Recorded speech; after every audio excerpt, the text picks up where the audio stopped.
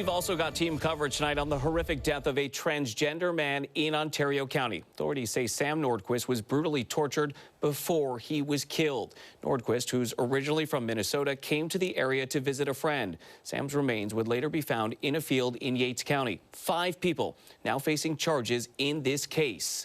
Nordquist's family arriving in Western New York this weekend. 13 Wham's Christian Garzone met with them today at a small gathering to remember Sam's life. Christian, good evening. Good evening, Matt. Family and friends released balloons in Sam's memory today. The Nordquist family is here all the way from Minnesota. What they've discovered about our area is there are good people here. Their anger reserved for those accused of taking Sam's life.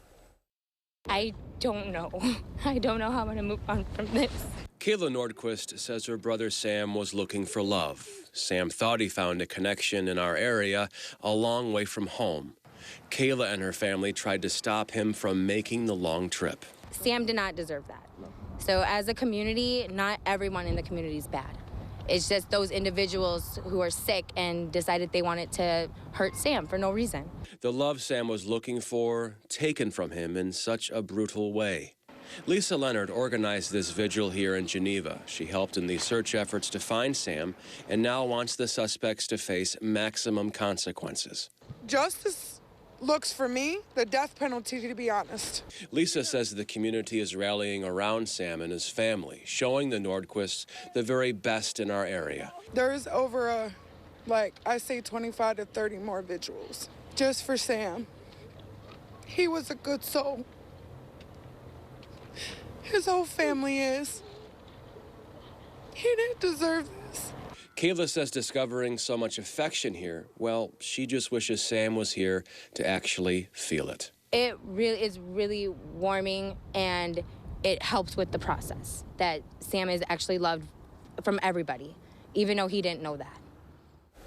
And as you heard in there will be a number of vigils for Sam, including another one tonight at Wood Library in Canandaigua. There'll be another one tomorrow evening in Phelps at the Phelps Arts Center. Right back to you.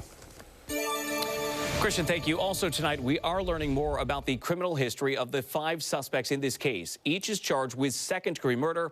As of now, investigators say the facts of this case do not constitute hate crime charges. 13 Wham's Carly Miner spoke with the Ontario County DA's office, continuing our team coverage this evening. Carly, good evening. Good evening, Matt. Yeah, all 5 suspects are charged with second-degree murder and depraved indifference, which can carry a sentence of 15 to 20 years if convicted.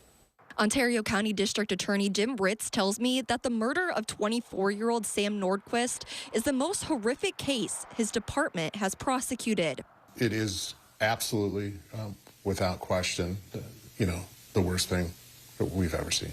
5 suspects charged in connection to the disappearance and murder of Nordquist. Ritz says 3 out of the 5 suspects have previous criminal convictions. Kyle Sage and Patrick Goodwin are both currently on parole. Sage convicted of larceny and disseminating indecent material to a minor. Goodwin convicted of first-degree criminal sex act and sexual abuse involving a victim under the age of 11. Goodwin is a registered level 3 sex offender. Precious Arzwaga has 4 misdemeanor convictions, nothing sexual, but petty larcenies, criminal trespass, and a sale of an imitation controlled substance. Authorities say Nordquist, who is transgender, was living at Patty's Lodge in Hopewell after traveling from Minnesota. Police launched a missing person investigation last week after receiving a welfare check request from the victim's family. They believe the victim endured prolonged physical and psychological abuse and repeated acts of violence and torture between early December and early February. Police found the victim's body in a Yates County field Thursday. I can tell you, in my 36 years, I've never seen anything this depraved. So it's hateful. Ritz says Arzwaga and Nordquist were living at Patty's Lodge together. No word on a motive, and Ritz says there's no indication at this time the murder was a hate crime. The question about hate crimes is whether that hate was derived from Sam's being a transgender person, or if these are just evil people who hate and would have done this regardless of Sam's situation.